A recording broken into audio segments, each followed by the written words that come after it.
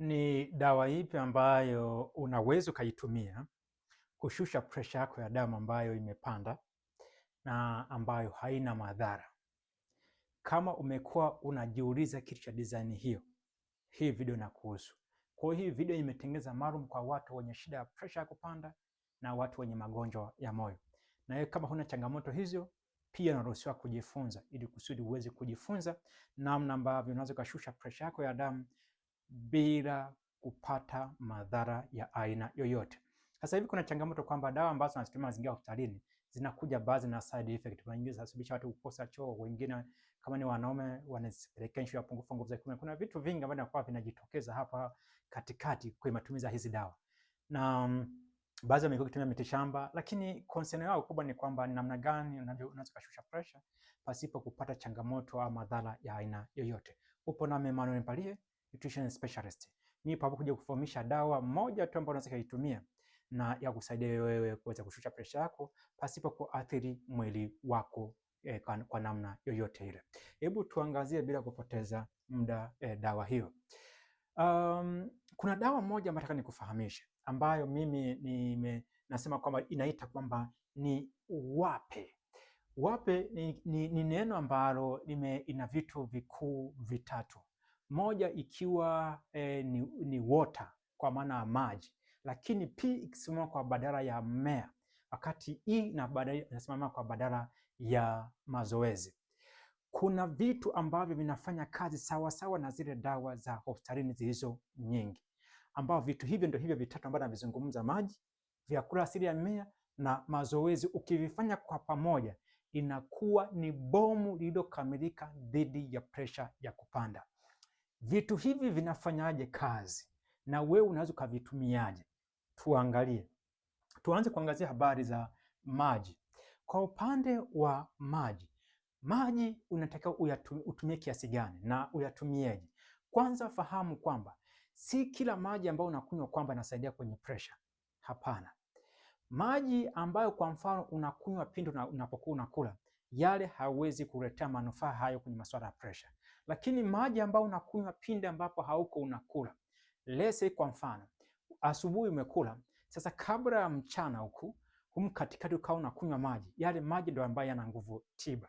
Ambayo maji yale yanaenda kufanya kazi gani? Kazi ya kwanza yanaenda kufanya kuhakikisha tu kwamba damu yako inakuwa na ujazo sawa. Kwa hiyo inahakikisha kwamba ina improve ile blood volume. Kwa unakuwa na damu ambayo inakuwa iko sawa, na unakuwa huna hydration. Lakini cha pili ni kwamba yale maji yanasaidia kufanya damu yako iwe nyepesi. Kwa tafasiri nyingine, maji haya yanaweza kufanya kazi sawa sawa na ile aspirin jioni, ambayo lengo lake ni kufanya tu kwamba mwisho wa siku hata moyo usitumie nguvu kubwa sana, usiwe na kazi kubwa sana kwenye kusukuma damu kwenda sehemu mbalimbali. Kwa hiyo maji haya yanaweza kufanya kazi hiyo nayo. Lakini cha tatu ni kuhakikisha kwamba madini mbalimbali, zile electrolyte ndani ya mwili wako zipo kwenye balance nzuri sana haya maji. Na ndio maana kuna baadhi watu wakishafika hospitalini, akifika pale anapigwa drip ya maji, yale maji yanakuwa na kazi mbalimbali kwenye mwili wa mgonjwa yule. Huwa nasema kwamba jitahidi angalau kwa siku uweze kupata lita 2 hadi lita 3 kwa siku nzima, kuanzia asubuhi mpaka unapoenda kulala. Hayo maji yanatosha sana kuweza kupatia manufaa. Hii ilikuwa ni component ya kwanza kwenye hii dawa ambayo nimesema kwamba wape, ambayo ni njia ya rahisi ya kawaida ambayo inasaidia kwenye kushusha swala la pressure. Lakini component namba 2 ni habari za vyakula, ambayo tumesema kwamba vyakula asili ya mimea, kwa maana kwamba mboga za majani aina zote, ama mboga, matunda, ukija jamii ya mikunde, ukija nafaka ambazo hazijakobolewa na jamii ya mizizi. Kuna mtu anaweza kujiuliza kwa nini vyakula asili ya mimea? Fahamu tu kwamba afya ya mishipa ya damu iko chini ya kemikali ya nitric oxide ambayo inazalishwa na seli zilizopo kwenye ukuta mishipa yako ya damu. Nitric oxide haitengenezwi kutokea mbinguni, inatengenezwa kwa kutumia malighafi ambazo unazipata kutoka kwenye vyakula ambavyo unakuwa umekula, ambao vyakula hivi ambavyo vinaweza kutoa hiyo malighafi ni vyakula vya asili ya mimea tu pekee yake na sio kitu kingine, ambapo vyakula hivyo inatupatia hii kemikali ya nitrate ambayo itabadilishwa kwenda kwenye nitric oxide, itatupatia issue ya arginine ambayo ni malighafi ya kutengeneza nitric oxide, itatupatia citrulline ambayo hii citrulline naye pia huwa inatuletea nitric oxide, kwa maana huwa inabadilishwa kwenda kwenye arginine, mwisho wa siku inatuletea nitric oxide, ambayo nitric oxide kazi yake ni kuhakikisha kwamba mishipa ya damu inatanuka vizuri na kuweza kusinyaa vizuri pasipokuwa na shida yoyote, lakini inasaidia kwamba damu iweze kuteleza na isikuwe mahali popote, lakini inazuia vitu kama cholesterol ambavyo vingeweza kuja kudamage mishipa yako ya damu. Kwa hiyo ni kitu ambacho unatakiwa ukifahamu. Vyote vinavyopatikana kwenye vyakula vya mimea. Lakini fahamu kuna issues za nyuzi lishe ambazo zinafanya kazi ya kupunguza ongezeko la cholesterol kwenye damu yako, lakini pia vinafanya kazi katika kutuletea vitu kama short chain fatty acid ambazo zinakuja kusaidia kwenye afya ya mishipa ya damu pia. Lakini kuna issue ya flavonoids ambazo ni kemikali ambazo zinapatikana kwenye vyakula asili ya mimea ambazo pia na zenyewe zinaweza kufanya kazi kama vasodilator katika mishipa ya damu. Kwa mfano, ukija kama kitunguu saumu kina kemikali ambazo kama ni allicin. Allicin ni vasodilator, inasaidia kwenye kutanua mishipa ya damu. Lakini vitunguu maji pia vina hizo kemikali za allicin, ni vasodilator, vinaweza kufanya kazi ya kuweza kuhakikisha mishipa ya damu inatanuka vizuri. Lakini ukija vitu kaangalia vitu kama beetroots. Beetroots imejaa vitu kama nitrate ambayo huwa inatuletea vitu kama nitric oxide. Ukija kuangalia vitu kama tikiti maji imejaa kemikali za citrulline ambayo inafanya kazi ya kuja kutengeneza nitric oxide. Kuja kuangalia vitu kama tango nalo inatuletea citrulline ambayo inakuja kutengeneza vitu kama nitric oxide. Kuna habari ya vitu kama jamii ya mikunde, maharage, mbaazi, njegere, kunde, choroko, inatuletea vitu kama L-arginine ambayo ni malighafi kwa ajili ya kutengeneza nitric oxide. Lakini vyote hivi ambavyo nilivyotaja vyote vina nyuzi lishe. Kiufupi kwamba vyakula vyote vya mmea vina hizi flavonoids na nyuzi lishe ambazo pia zinakuja kuongeza faida maradufu na kwenye afya ya mishipa ya damu na afya ya moyo kwa ujumla. Fikiria kwa mfano, mchicha ule una flavonoids, una nyuzi lishe na una baadhi ya kemikali pia ambazo zinasaidia kwenye masuala ya blood vessels. Lakini pia kuna issue ya nitrate, lakini pia kuna issue ya nitrate kwenye mchicha pia vipo ambayo inatuletea habari za nitric oxide. Imagine fika kitu kimoja, umechukua mchicha wako, umeongezea kitunguu saumu, umeweka kitunguu maji, umeweka carrot nayo inasaidia kwenye issue ya mzunguko pia wa damu. Japo tunasema kwa ina vitamini kwa masuala ya macho ndio, lakini pia inakuja kusaidia pia kwa masuala ya mzunguko wa damu.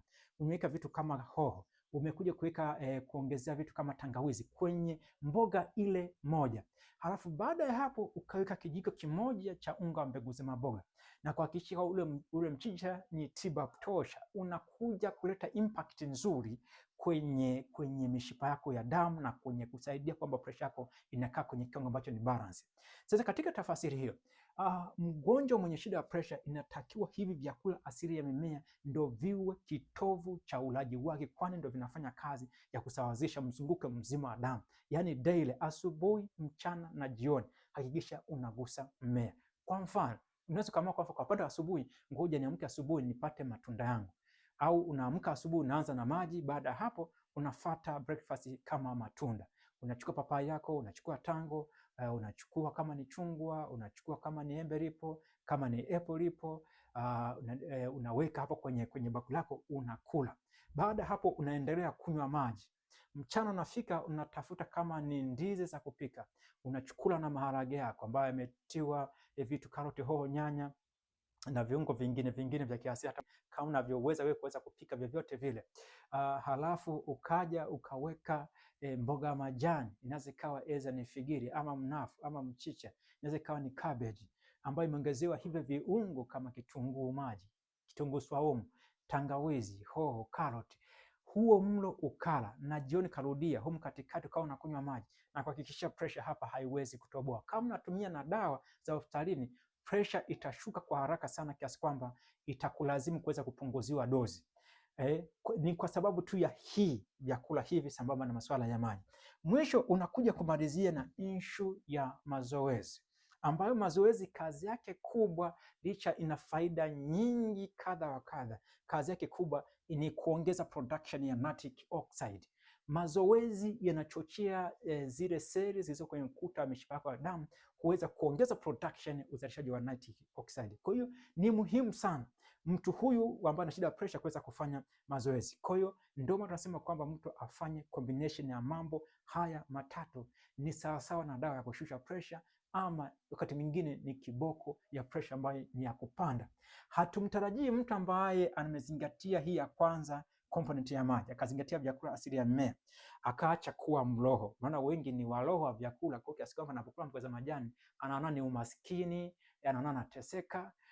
Anapokula maharage ama njegera anaona kabisa nateseka kweli kweli. Kwa nini singeweza kwenda kula kitimoto yangu? Kwa nini singeweza kwenda kuchukua nyama yangu ya mbuzi pale nikajichana? Mwingine anaona kwamba sasa bana nakuaje, nianze kutumia si vitu gani? Anaona ni complication. Usipoweza kuwa mroho ukatumia vyakula hivi vya asili ya mmea na ukafanya mazoezi, na kuhakikishia hakuna mgonjwa ambaye amewahi kurudi hospitalini alafu akaongezewa dozi ya dawa. Utakuta pressure imeshuka vizuri. Kama ilikuwa anatumia aina mbili za dawa, unashangaa tumepunguziwa dawa moja, amebakizwa na moja, na kirudi wakati mwingine unashangaa kama ilikuwa na meza eza ni asubuhi na jioni, unashangaa tapunguziwa ile asubuhi na jaribu kumeza ya jioni, kwa sababu maendeleo yake ni mazuri. Kwa hiyo hii ndio tunaenda kwamba ni uwape hapa ambapo ni water, plant and exercise. Hivi vitu vitatu ni bomu nzuri dhidi ya pressure ya kupanda. Nadhani unaweza kawa umenielewa. Wakati unatekeleza hii approach, jitahidi kwamba no oil, mafuta hayawezi kutumika hapa, na ndio maana mbadala mafuta hapa bwana nataka utumie wewe mgonjwa wa pressure kwenye kupikia vyakula vyako hapa ni kutumia unga wa mbegu za maboga, ni kutumia unga wa ufuta, unaweza kutumia unga wa korosho, unaweza kutumia unga wa mbegu za chia seed, unaweza kutumia unga wa flaxseed, unaweza kutumia unga wa almond, unaweza kutumia unga wa walnuts, unaweza kutumia hata unga wa karanga, japo karanga nguvu yake ama faida yake kwa mgonjwa wa pressure ni ndogo sana ukilinganisha na mtu ambaye ametumia unga wa mbegu za maboga.